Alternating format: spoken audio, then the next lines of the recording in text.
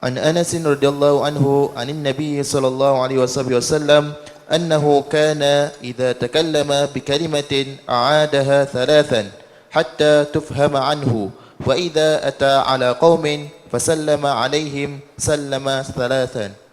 Diriwayatkan bab ke-20 mengulangi pembicaraan hingga 3 kali supaya orang yang mendengarnya mengerti. Diriwayatkan dari Anas radhiyallahu anhu, kapanpun Nabi Muhammad sallallahu alaihi wasallam mengucapkan sebuah pernyataan, ia mengulanginya sampai 3 kali sehingga orang-orang dapat mengerti perkataannya dengan baik.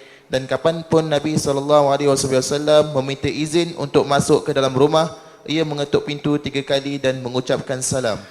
Intipati daripada orang menyampaikan ilmu khususnya adalah pemahaman yang boleh diserap oleh yang belajar.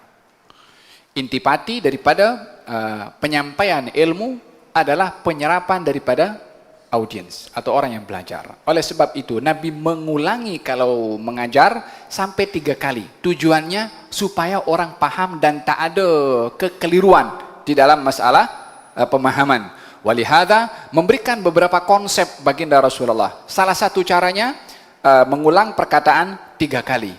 Yang kedua, Nabi kalau menyampaikan perlahan-lahan sehingga orang kalau nak follow di belakang apa yang Nabi sampaikan, orang boleh follow. Sebab terlalu perlahan-lahan tujuannya adalah untuk paham. Terkadang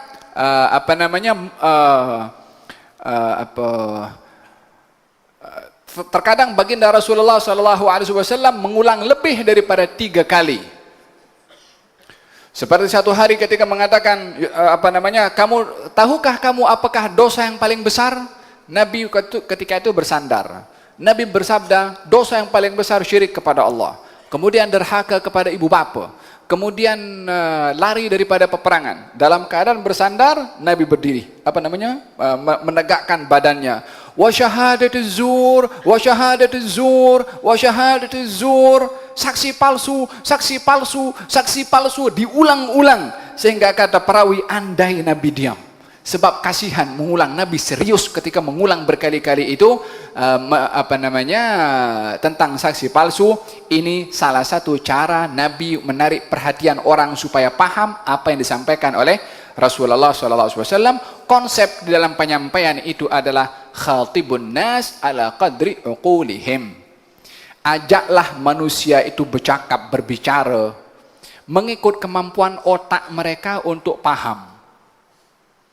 Meletakkan ilmu bukan pada tempatnya. Otak tak boleh terima ilmu tertentu. Menyampaikan ilmu itu kepada otak yang tak boleh terima boleh menimbulkan fitnah. Khatibun nas ala qadri uqulihim. Ajaklah manusia itu dengan bahasa yang dia boleh paham. Walihada kata Sayyidina Abu Hurairah mengatakan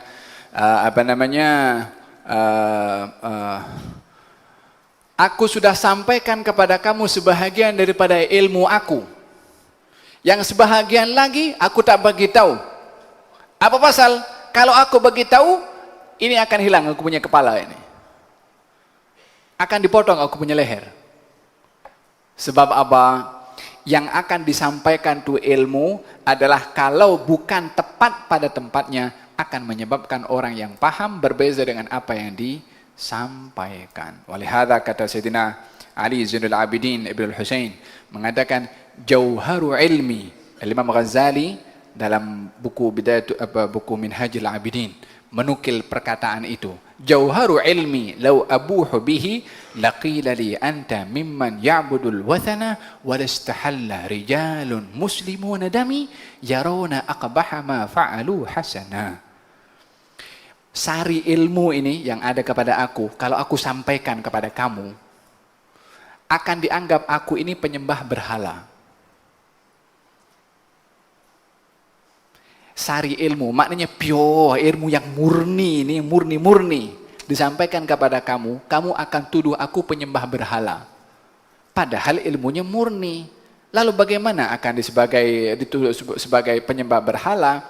Yang audien itu tak paham itu sari ilmu yang terlalu tinggi untuk dikenal pasti.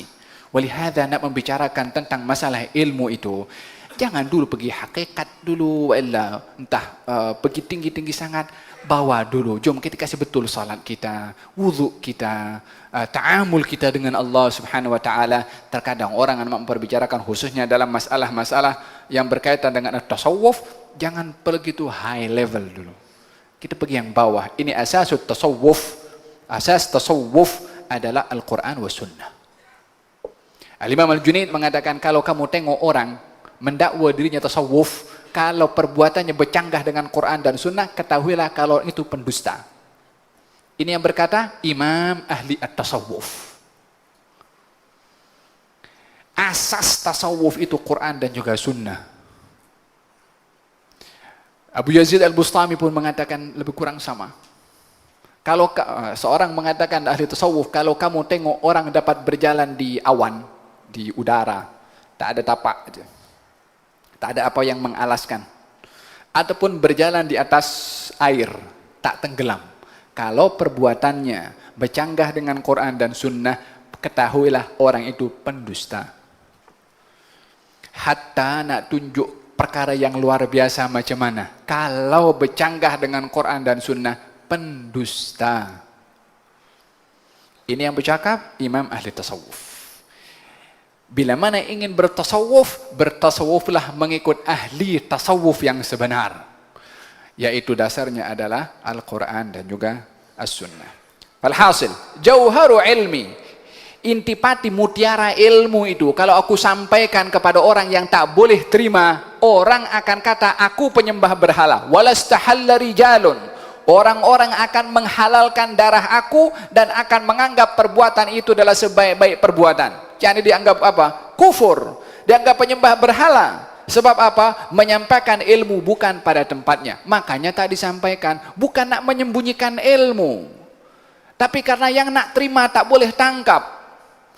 Maka dalam hal ini, perintah daripada Rasulullah adalah menempatkan sesuatu tepat kepada tempatnya. Khatibun nas ala qadri uqulihim. Ajaklah manusia berbicara mengikut kapasiti kemampuan mereka. Faham dong? Walihada, ini salah satu wasilah bagaimana nak wasilah untuk ilmu supaya difahami, ya. Intipati daripada menyampaikan ilmu adalah al-fahmu, pemahaman. Baik itu dengan mengulang 3 kali, 2 kali, berkali-kali, baik itu dengan cara yang serius, baik itu dengan diberi sedikit-sedikit supaya tidak terlalu banyak sehingga menyebabkan tidak fahamnya orang yang belajar. Wallahu taala alam bissawab. Berapa hadis kita baca? 4. Innallaha witrun yuhibbul witra. Allah itu ganjil, suka kepada yang ganjil. Kita ganjilkan kita punya hadis satu lagi, khalas.